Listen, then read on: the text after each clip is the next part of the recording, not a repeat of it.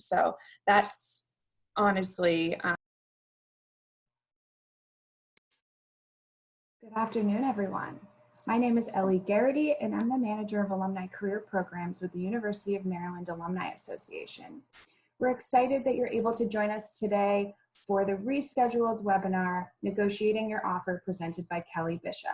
This webinar is part of the Alumni Association's Professional Development webinar series, in which we hope to provide thought-provoking and valuable content that will help alumni like you achieve your personal and professional goals.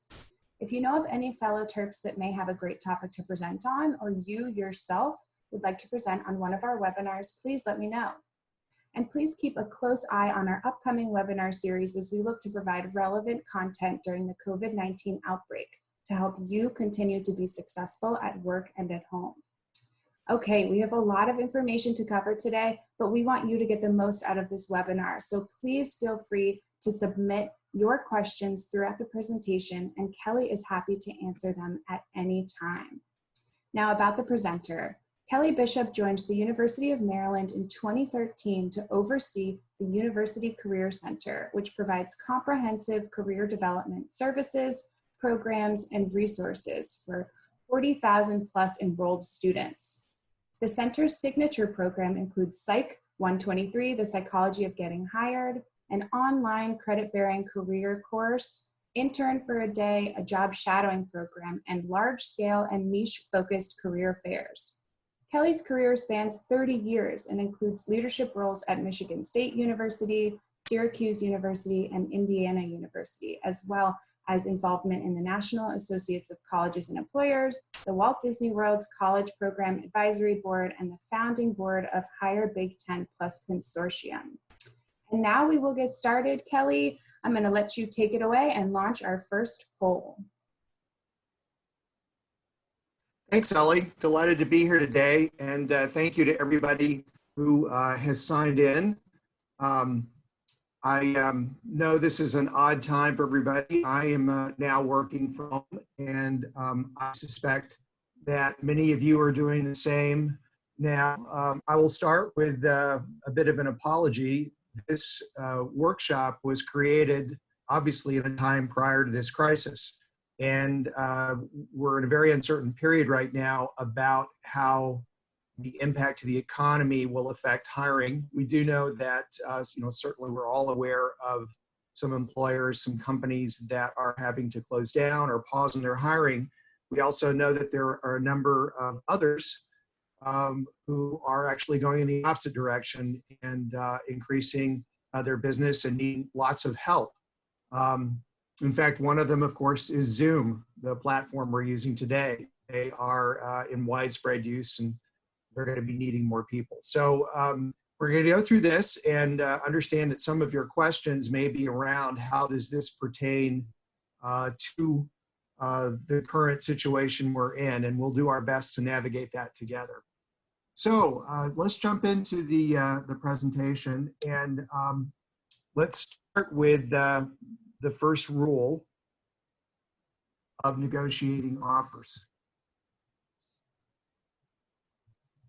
is first to enjoy the fact that you got an offer. When we work with students, this is the end result they've been waiting for, but it often is the result they weren't ready for. And they are used to spending most of their time worrying about, can I get a job? Can I get through this process? And then they find once they get to the offer, it's even more stressful because now they have a real choice to make. And so we certainly appreciate the anxiety that brings along. But the first rule is you need to enjoy this, because if you've gotten to the point of receiving an offer, at least from a career advisor perspective, it means that you've successfully gotten through the 35 or so prior steps, starting from figuring out what you wanted to do to exploring the opportunities that are out there, becoming a candidate, researching everything, practicing your interviewing skills, and getting through those interviews, and you've made it to the end of the line. So you need to enjoy that. You also need to make sure that excitement comes through in your first reaction to getting the offer from the employer. We'll pick that up in just a second. The second rule is you absolutely at this point want to buy some time. So once you get the offer, mostly you're not going to be getting it with an expectation that you respond immediately and say yes or no. Usually be given minimally a day or longer to think through all of the specifics about things like looking through the benefits package, any other details that go along with the offer. And of course, for most people listening to this, you're already employed, so there's also the implications to your current job and so forth. I would say the main thing that you want to do is buy as much time as you can. So your first response after being excited, of course, with the employer is, when do you need to hear back from me? And so, if it's a Wednesday, they're probably hoping to hear something by the end of the day Friday so they can wrap it up that week. But buy as much time as you possibly can. And if they say, hey, we need to hear from you tomorrow, then see if they're flexible on that at all. But get as much time as you possibly can. Don't ask for 2 weeks or 3 weeks, however, because to not make an offer, giving that much leeway. And I'm not going to get into this in this presentation, but if in fact you're also in the middle of another search with another company, and that's getting close to where you might get an offer, a very special scenario, we'll try to field some of that in the questions and answer period. Okay, so rule number 3, you've gotten off the phone, you've gotten the offer, you've bought some time, you've expressed your excitement about this. Now it's time to think this through. Do I want to negotiate? So why would you negotiate? Well, it has become, or it certainly had become, a seller's market until we got into this crisis. But we're seeing quite a shift, and I'm thinking back from going as far back as 2008, when we were in the recession and it was getting tough to be in the job market. We've come full swing to a point where many fields are really eager to get new talent, and so they need to get people on board. They are open to negotiating. That's not true in every case.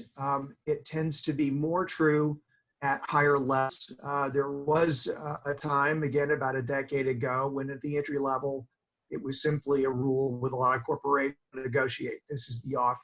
But that's changed a lot, and we've found even with our undergraduates, as they hit the market, a lot of them are having an opportunity to negotiate.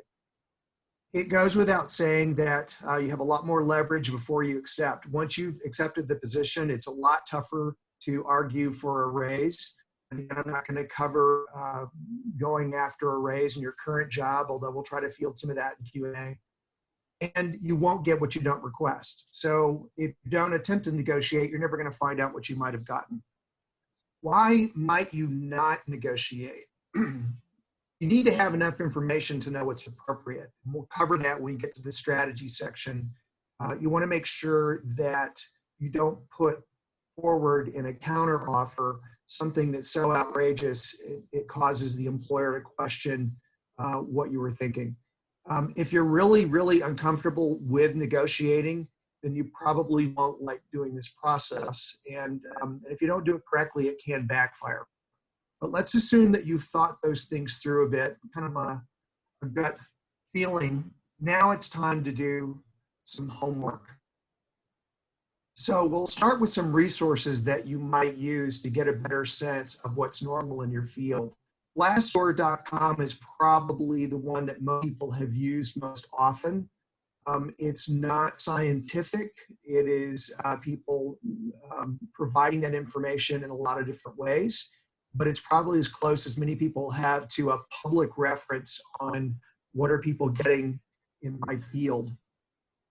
For the students or recent graduates, we're often pointing them to an organization that we belong to, the National Association of Colleges and Employers, and their site, naceweb.org, has a salary survey that collects data from large universities like ours all over the country, and that data is usually pretty useful.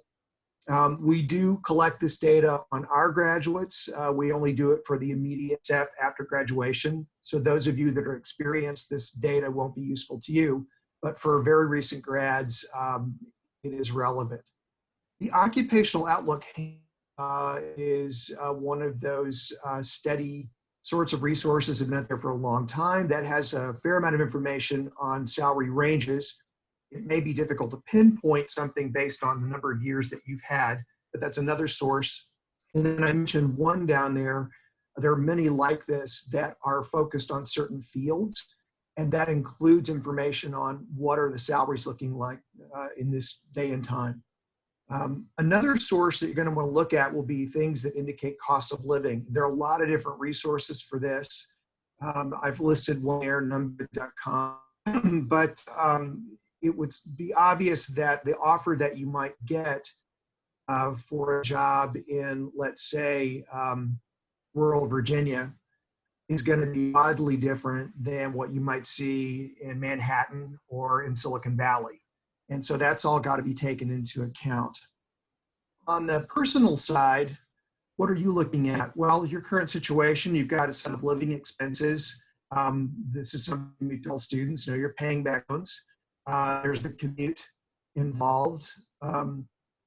In terms of what you've got as an asset on your side, what is your potential to contribute your skills or knowledge that might be unique and very much in need and demand right now for that employer? How much experience are you bringing into the role? So this has a lot of the assets for people that have years of experience.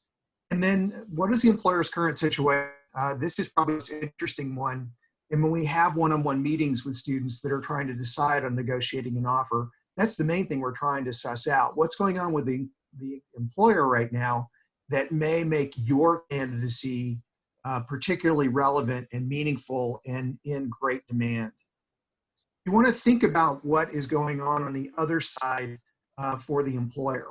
So there are the standard practices, which again, those may be thrown out the window right now in this current crisis, but what has been normal from the organization standpoint.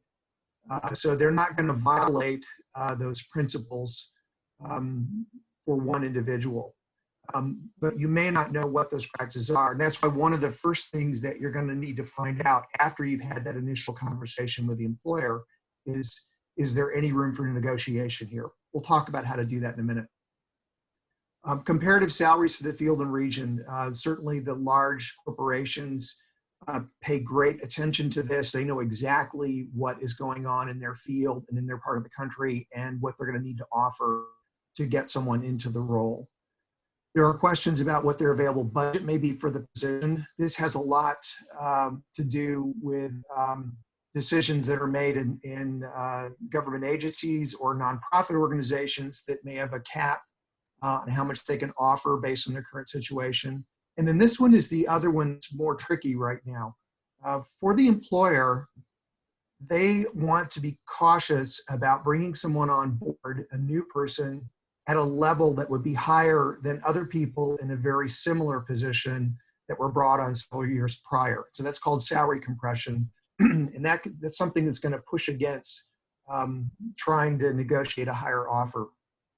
Certainly is a factor with the experience level of the HR representative. As I said, in large corporations, they tend to be highly trained, very seasoned. They know exactly what they're prepared to offer. If there's any wiggle room, they know what's going to be normal in their field. They know what their current situation is. With a smaller or mid-sized company, may not be talking to somebody that is highly seasoned in this, and they may not know what is normal. In some ways, that can work to your advantage. Then again, there's this level of need. This goes back to what is their situation.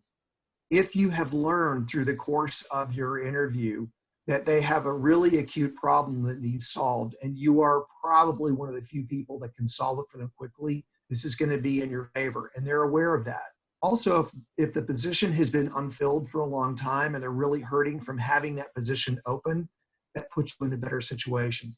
Now, all of these things I've listed here are not things that you would necessarily know, but they are things that whatever you can find out in the course of your interviews are going to be helpful to you and what you can anticipate based on other information that you've gotten. Ellie, I want to stop right here and see if there are any questions that are coming in before we move into strategy. Great, thanks. I'm going to give everyone a second to chat in their questions. We did have one, and Kelley, this might be jumping the gun a little bit, but we did have a question about Maryland state government specifically. So when an employer is given guidelines and given, you know, for example, $60,000 to $65,000, that's the range and you can't budge on that. Do you have any information about if there actually is wiggle room there, whether it's through HR, whether it's through the hiring manager? We'd love for you to just speak to that a little bit. What we found, and this is probably more applicable to federal government agencies, but they usually don't have any wiggle room out of those ranges. They tend to adhere to those with no flexibility. And I think if they will have a very frank conversation with someone, if they say, look, I'm not at liberty to budge on this. We would like to have you on board.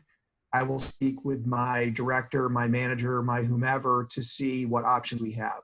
I'd say in that case, you might consider a second strategy of, is there something else I can ask for besides just the salary?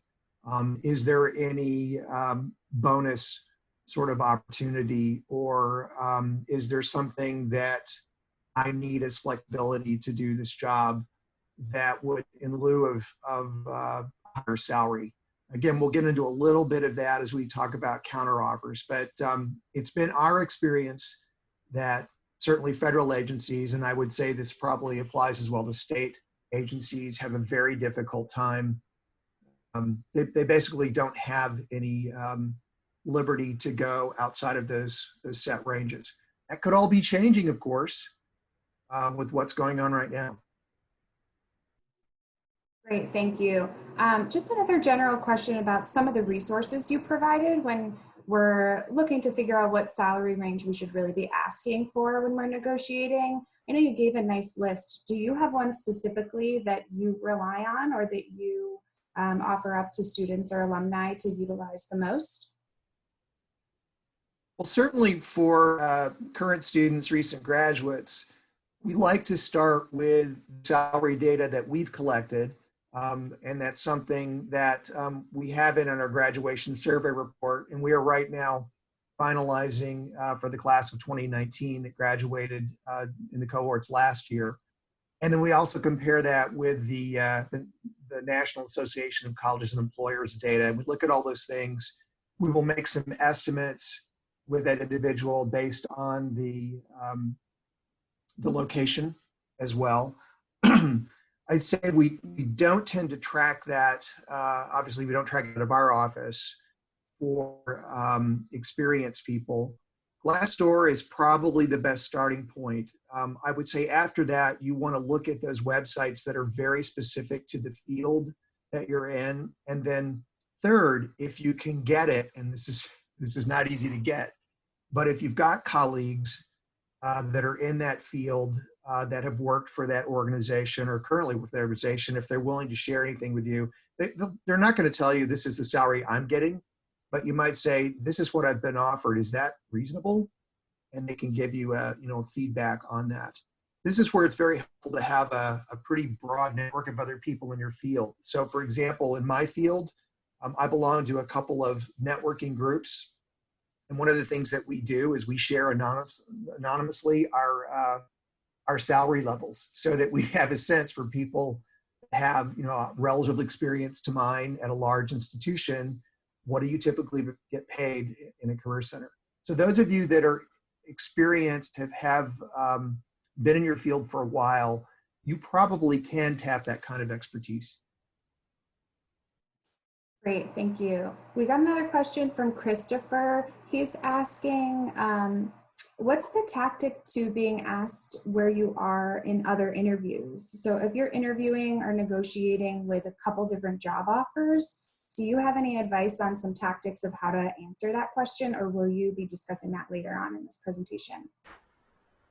That's a terrific question. And I think what I'd like to do is save that for, let's get through the next part about the strategy, because it kind of plays into that toward the end. That's a terrific question. And that is one of the most complex scenarios to be in. So Ellie, if we can bring that back up after a few more slides, let's talk that through. Absolutely. I will make note of it and you can go ahead and continue. Okay, so let's jump into the strategy. Ellie, were you able to email everyone the two documents? Yes, so anyone who was registered for this webinar would have gotten an email from me about 5 minutes before the webinar started with links to 2 handouts that Kelley has provided. If you didn't get those, feel free to just shoot me an email really quick, but he'll be referencing those now. Great, thanks, Ellie. So obviously the first thing you're going to do is take stock of your research, your personal reflection, all that data you're able to get. And if you have gotten through that step and said, you know what, I'm going to go ahead and do this, I would like to negotiate, then you're ready to get to, this is an interesting exercise to do. We call it establishing your floor and your ceiling. So what is that? The floor is the minimal acceptable threshold that you're willing to accept. We find that certainly when we're working with students on this, this can be difficult to get the first time out. As you first start thinking about it, you have to really do a lot of gut checks to consider what is the minimum amount I'm willing to accept. So you've gotten an offer and you're saying, gee, I really want to negotiate. Where we're going to push you is say, okay, so if they won't go to this higher level you want, are you going to say no? Where is that line drawn? We'll often find, you know, in the first run through, it's kind of like, well, you know, I absolutely have to take more. So if they won't budge, you're going to say no. Is that correct? And often we'll find, at least students will say, okay, maybe I'm not that rigid. You know, I would accept a lower amount.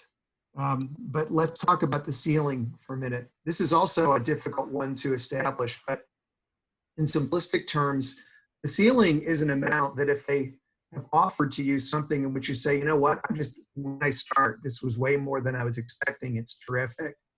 I really don't need to negotiate. So you need to figure out what these two things are. And as I said, it will take you a while to do that. What's in the middle is the negotiation zone. So if, for example, what they've offered you is below your floor, below the minimal acceptable threshold that you'll take, then you're going to have to negotiate to get into a zone where you can say yes to that job, right? If they've already hit inside of your negotiation zone, then you're simply looking to see if you can get a bit more. We'll talk in just a minute about what happens if they still won't budge, because you want to be careful about how you handle that. You've already exceeded your floor, but you've come in playing somewhat hardball. So how do you back out of that gracefully? We'll talk through that in a second. And then again, if they've hit your ceiling, you don't need to negotiate. This is an example of what we're talking about, though. So let's say that your minimal floor is $54,000 for a position that you're looking at. And your ceiling, you've agreed to, you know, if they would give me 65, I'm good to go. That is an $11,000 range between what your minimal acceptable amount is and what your ceiling is. If they've offered you 53, then you're going to have to minimally bump them up $1,000 to even say yes. And just realistically, very seldom are you going to be able to bump from, say, 54 up to 65. This is not a hard and fast rule, but we've rarely seen any organization willing to go beyond roughly 10% of what they've initially offered you. There certainly can be exceptions to that, but keep in mind that they're probably not going to jump up an $11,000 range if that's what you're in. Okay, so let's say you were able to establish your floor and your ceiling. Now it's time to craft a thoughtful counteroffer. And so Ellie mailed out to you the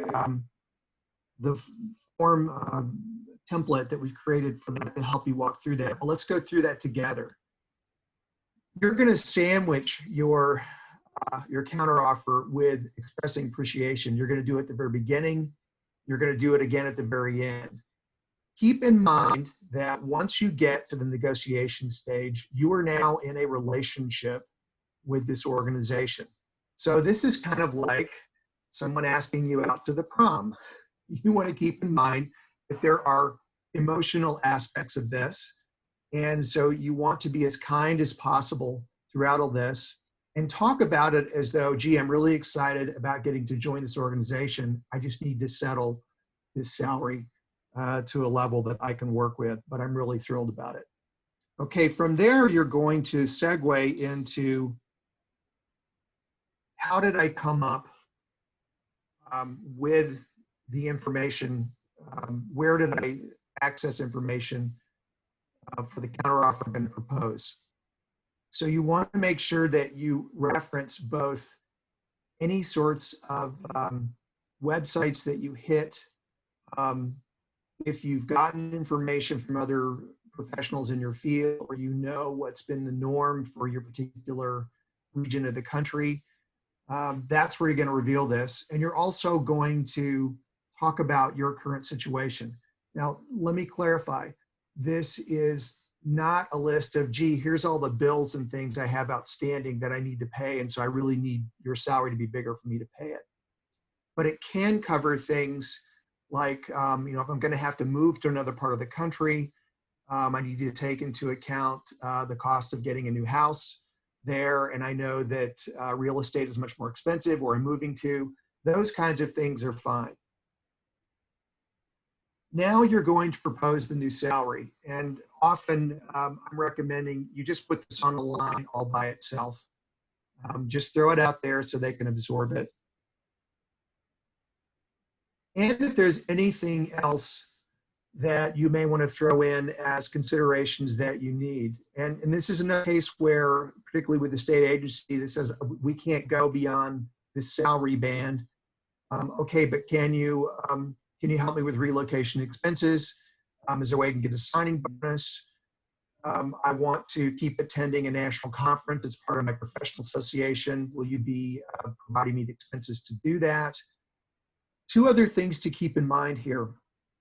You want to know what their norms are for providing raises. So what is the process they go through? Is it an annual raise review? Is it based on a year-end bonus that's connected to the performance of the company?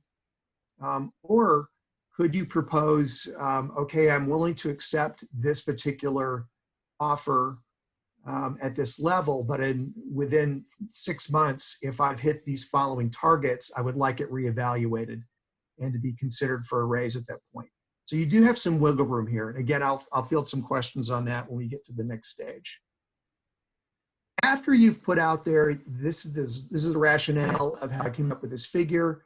Here is what I would like to get for a salary or any other things. Now, what is it I bring to the role that is really going to make it worth every dime that you spend on me? And this is where the more you can connect this directly to the situation that that employer is currently in, the more that you're making a strong case for yourself. So these are just, not, I'm a great worker. These are things saying, I know you've got this project that requires my particular technical skills to tackle right now, or I know that you're having a problem with staff morale. I've got special training in improving the performance levels of people in an organization, raising the morale. Anything that you've got that says, I am the solution to the problem that you're dealing with right now, that's what really makes your case. How do you set the negotiation framework? You want to give this counter offer to your employer before you have the deadline that they said they wanted your response by. So for example, if you got this offer on a Wednesday, you probably want to get them this counter offer before the end of the day on Thursday and say, look, I want to talk through my counter offer with you So when can we call and talk this through? You want to give them enough time to see your counteroffer and all of the pieces that went into that before you then have a conversation with them, and you don't want to back them into a corner.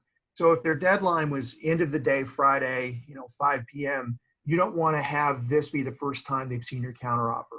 And you don't, for the most part, want to try to do a counteroffer verbally. You want to do it in writing, and email is perfectly good for that. And the reason we say that is because it's difficult to defend all of these points when you're in a conversation going through one at a time. It's different when you've given the whole package. It gives you, again, a little more leverage. And as I said before, you're going to conclude your message with, look, this is great. I'm terrifically excited about the opportunity to join this team. I think we can do great things together. I want to solve this problem for you. I'm looking forward to hearing back from you. Okay, so let's say you were able to get through all of that. You've you've come up with a good counteroffer. Now, as I said, you're going to send this off as an email prior to the response deadline so they have a chance to absorb it. You're going to finish this process over the phone or in person. I would definitely say, and again, I realize we're in a strange situation right now with the COVID crisis, but if you can do it in person, I think you're in a much better situation. And again, this is where you're honoring that this is a relationship. I want to be part of the team. I also need this to be a good situation for me and my family. Doing that in person makes a big difference. So what do you do if they weren't able to match your counteroffer? For the most part, you want to buy more time. So this is where I said before, let's assume that they have already met your floor amount. What you don't want to do is, if you are now on the phone with them on the Friday that you're trying to conclude this, and they say, look, we can't budge one bit, I'm sorry. You don't want to then say, oh, okay, I just want to see what I could get from you anyway. That's not going to be a good way to start your relationship. What you mostly want to do is say, okay, I understand. Can you give me a little more time to think about this? So ask to get back in touch with them on Monday. Even if you know on Monday that you're going to accept the offer, you don't want to come across as though you were just playing a game with them. You were earnestly trying to get what you think you're worth. And so if they are not prepared to reach that level, you've got to reconsider this.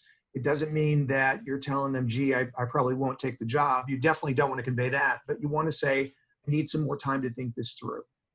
If they have not met your floor, so you are in a position now where you're probably going to turn this down, then I would leave it up to you to say whether you want to buy some more time, and then on Monday say, I'm sorry, I can't go through with this. Or if you want to do that at that point, you can.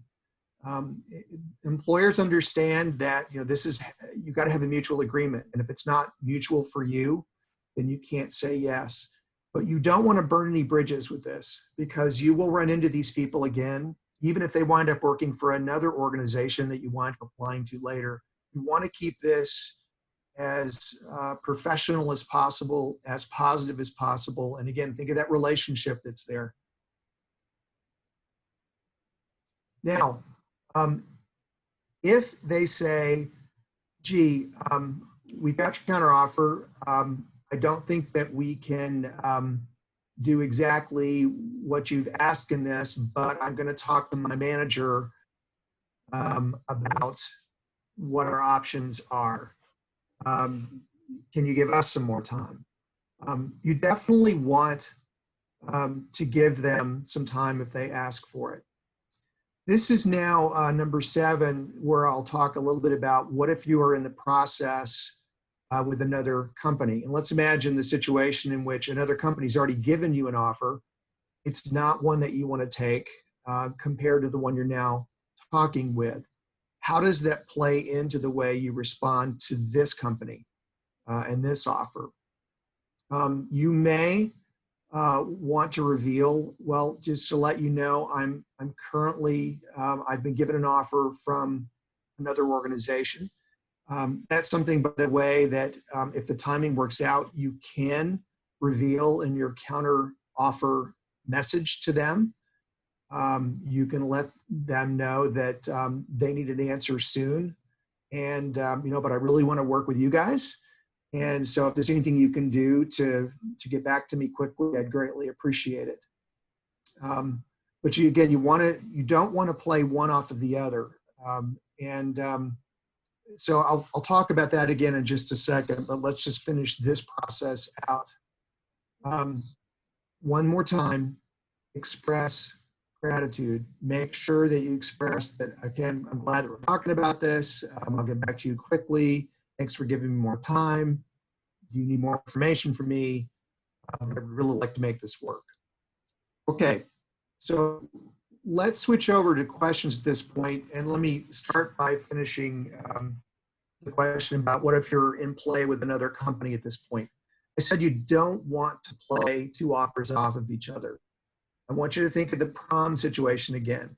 You definitely don't want to be someone that says, well, I'm kind of waiting for this ask from someone else I like more than you, but if they say no, I'll go to the prom with you. Nobody wants that situation, right? And if you've ever been on the receiving end of that, it's yucky. What you can do is, for the organization that you really do want to take the offer from, but you need to get it to the salary range that you need, is to be clear that, yes, I do have another offer. I'm hoping that you can at least match this so I can say yes. But you don't turn around and go back to the other company and play the same game. You only do this with one organization, the one you really want the offer from.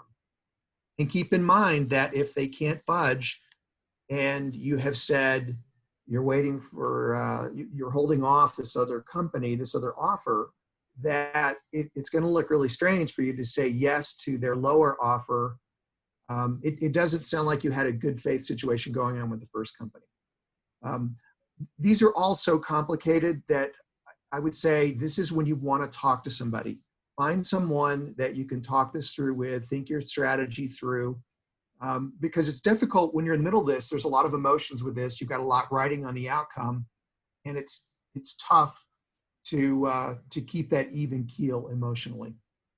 So let me field any other questions at this point.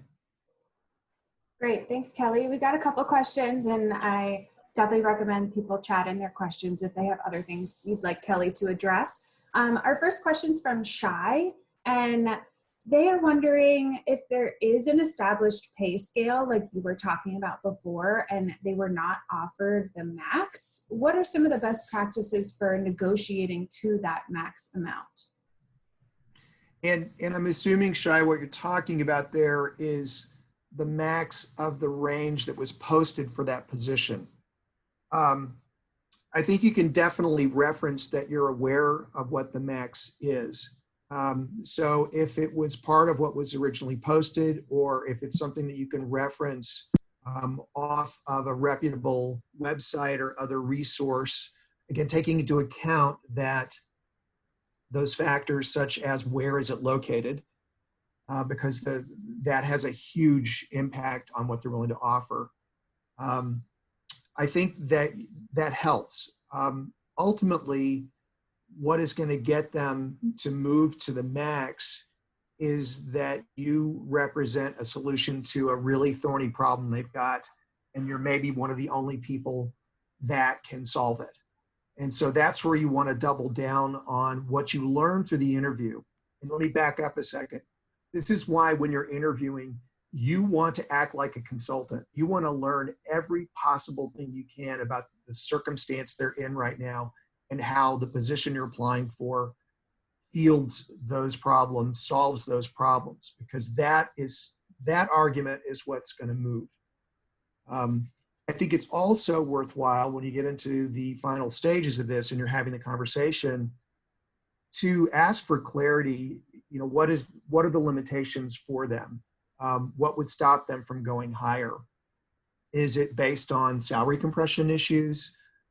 Is it we simply don't have the budget for this? But try to get a better sense of where their sticking points are, because that may put you in position to say, again, after taking some more time, but coming back and saying, I'll tell you what, I'm willing to take it at this level, but I would like a review in 6 months to see if I can go to the next level based on solving these specific problems for you.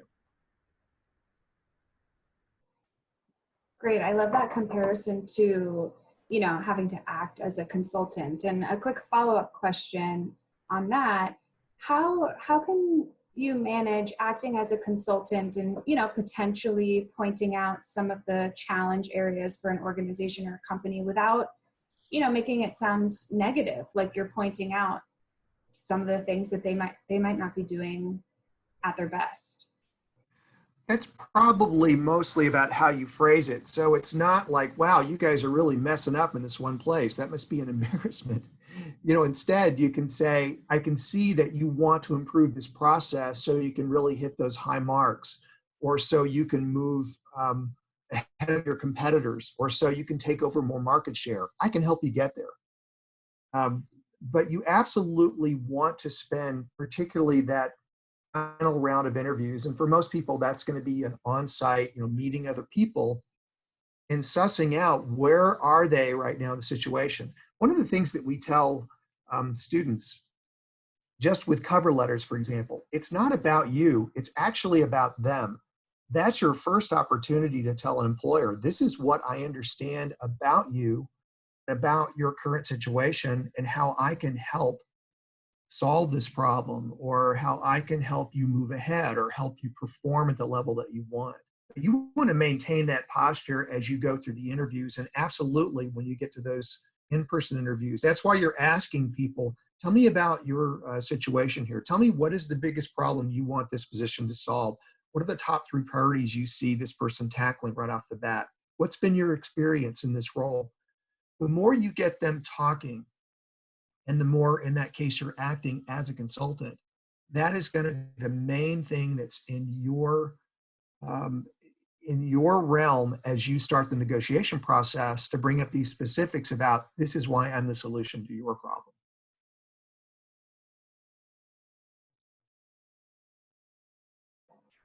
Great, thank you for that. We have a couple more questions that came in. One from Daniel, who is saying that he's heard from prospective employers that they don't really want to get hung up over a few $1,000s. What would be an effective response for someone like Daniel or others out there that the couple thousands might be a really important difference for them? Wow, that's an interesting response from an employer. I don't know whether to read that as, we, the employer, don't want to get hung up if you're just asking for a couple more thousand. We just want to get you on board. Or whether it's some subtle way to say, we don't think you should be obsessed with a couple thousand here. You just need to take the job. Obviously we advocate for the candidate, because that's our job. And hey, a couple thousand does make a huge difference to you. If you've never done this, try taking $1,000 and spreading it out, over, let's say 60 months or so, and drop in a 5% raise every 12 months. And you'll see that that's a massive amount of money. So it does make a huge difference to you. I think that your posture in responding to them is to say, I want to make sure that I'm giving myself every opportunity to succeed in this role. And part of that is getting a salary that supports my ability to do this job well. Because it's very common that I think the main reason that people tend to leave for their next job and leave early is because there's more money someplace else. And frankly, that is what drives salaries up. It's not goodwill usually from a company saying we should just pay everybody more because they're worth it. It's because the only way they can retain talent or bring in the next position that fills someone they lost is to pay more.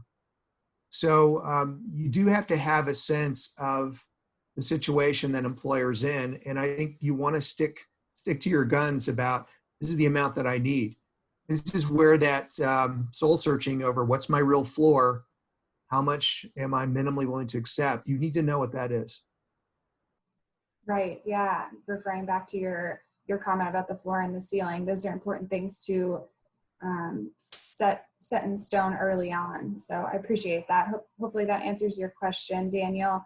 Another question we have is from Stephen, and it's about if you and your family plan to stay on your partner's health insurance, so not utilizing the health insurance from this new company you got an offer from. Is it okay to ask for 20 to 30% higher base salary, knowing that this expense won't be paid by for the new employer?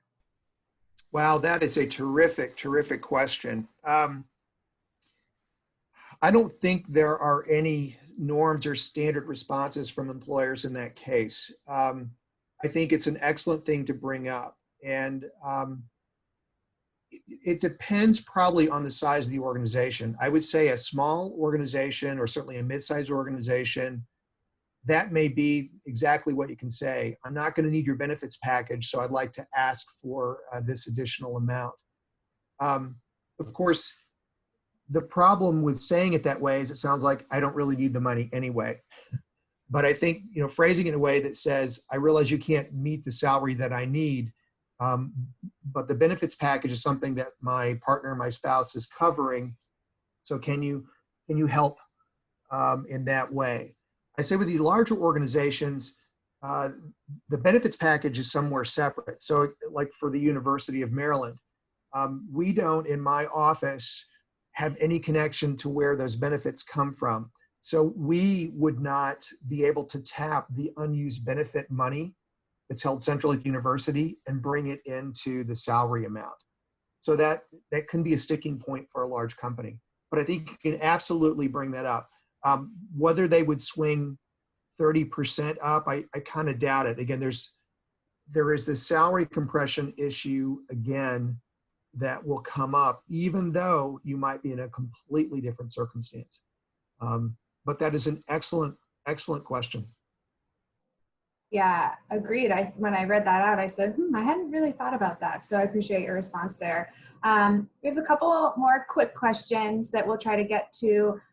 One is just a clarifying question about interviewing with other companies. The question is really about if you're talking to a recruiter and they're asking you if you're interviewing with any other companies, and this is in the beginning stages, not when you're negotiating an offer or anything like that, but just in the beginning stages. How do you handle when a recruiter, is asking, are you interviewing with any other companies?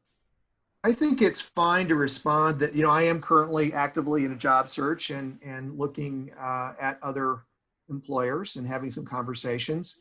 What I would not do is, because what they want to find out is who are you talking to? Who's making you an offer? And I would not reveal that, and you don't owe that to anybody. You don't have to say, well, I'm actually talking to your competitor. I would leave that off the table. I think just good professional behavior is that, I'd like to hold that in confidence. But you certainly don't want to do the opposite and not admit that you are in an active search. And I do think it's to your advantage for them to know that, look, I'm on the market looking for the right opportunity for me. Not that I'm desperate, I need a job, and you're the only guys that are talking to me right now. That's not going to help your situation. So try to split the difference and, let them know that, I am in conversations with several, but I'd rather keep that in confidence right now. Thank you. And go from there. Yeah, that's a good point. And can be tricky to navigate. Quick clarifying question about salary expectations. So if the salary range isn't clear from an application or hasn't been told to you by the hiring manager, is it okay to ask those questions? That's a good question. And I know this comes up a lot when, students say, I'm filling out a form and they're asking me, what are my salary expectations? I don't know what to put there. And we always say, try just putting negotiable in there and see if you can get through that. But you're talking about sort of the opposite situation where you want to know what the range is. And and not be surprised or shocked when you get to the other end. Personally, and this is just a personal response, I would try to get into the interview process before I broach that question. And I'm going to go back to my advice. You want to act like a consultant from the very beginning and learn as much as you can and find out what's going on with that organization.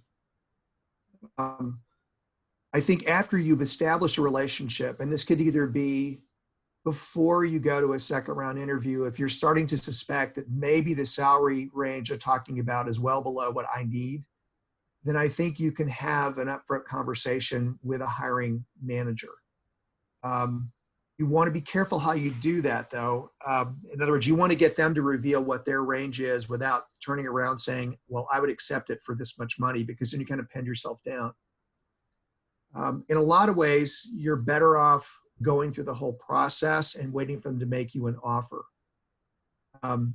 But if they have revealed nothing and you have no idea where they may be, I would say after you've established a person-to-person relationship with somebody, you can say, you know, I just want to check in with you. Give me a sense of the range. Got it. Okay. We have another question. If you're still good, Kelley, we have a lot of great questions coming in. So I think people would. Yeah, I'm still good. You. I've got nowhere to go right now. Great. I know. As we're all in the same boat here. We had a great question that was about trying to negotiate and actually having the hiring manager withdraw the offer, which seems really unfortunate. And then the second part of the question, have you seen any disadvantages in the work that you've done for women specifically trying to negotiate? Latter one first. I was so delighted last year. I had, so when I do workshops on campus, and this is whatever kind of workshop I'm doing, I will often conclude that since I've now talked with all of you, let me make you an offer. If any of you get an offer and you want help negotiating that, then make an appointment and come in and see me. I'll drop what I'm doing and we'll work through it. I had 5 students take me up on that, all women. All of them negotiated a higher offer. And I was so thrilled about that, because I thought, my goodness, maybe things are finally starting to change in our work environment. So I thought that was good news. I do think there is a bit of consciousness for many employers around the discrepancies for pay in women. And I hope most of them are becoming a lot more sensitive to it. And I think that's why you want to stick to your guns in negotiating. If you're very clear on what you want and what you need, you've thought through carefully your floor, your ceiling, all those things, I think you stick to it. You stick to it. And I think as those 5 students found out, people will budge. The other question, that's a great question. For the most part, an organization, a company that will withdraw the offer when you're in the negotiation stage is probably not one that you wanted to work for anyway. I would say the exception to that is if what you've asked for is outrageous. So, if they offer you $65,000, say I really need 110, I think they're going to say, you know what, I don't think we're even on the same page here. So again, at the entry-level jobs, what we see is the budge factor is it's somewhere between 5 and 10% of the salary they've offered you. You're very, very rarely going to see an employer put an offer out there that they can budge 20% on. So just keep that in mind. But I'd say that, if just you talking about negotiating the salary, if they say, oh, we'd rather not offer the job to you, you probably didn't want to work for them anyway. Yeah, that's a great point. And the person who asked the question actually already chatted in and said she dodged a bullet.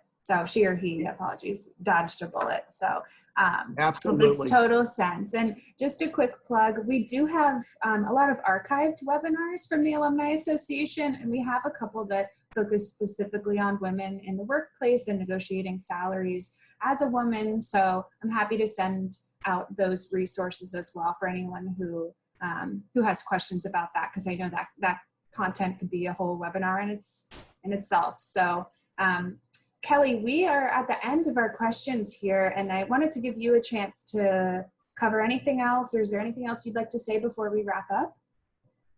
Well, I'll just reiterate, this is tricky to do. And while hopefully you now have some sense of the rationale behind the strategy and some of the pitfalls and things to look out for, I still say don't go this alone. Get some help from someone that you trust as you talk this through. So because there's a lot of impact there. As someone pointed out earlier about what's a couple $1,000? A couple $1,000 is a stunning amount of money over the course of your lifetime. So I do think you want to get what you're worth. Don't underestimate what you're worth. Do your homework and act like a consultant. That's my 2 cents. Great, thank you, and really appreciate your offer to support anyone who's on this webinar in any of their negotiating steps in the future. So again, just want to thank you, Kelley, and please feel free to reach out to Kelley if you want more information or you want to discuss your own personal situation. A recording of this webinar will be sent to your email address that you've used to register for the webinar, so you'll be able to look back on any of the content he provided if you'd like to take a look back. I want to thank Kelley again, and thank you all for joining us. I hope everyone has a wonderful day. You stay healthy, and go Terps. Thanks, Ellie. Thanks. Thanks, everyone.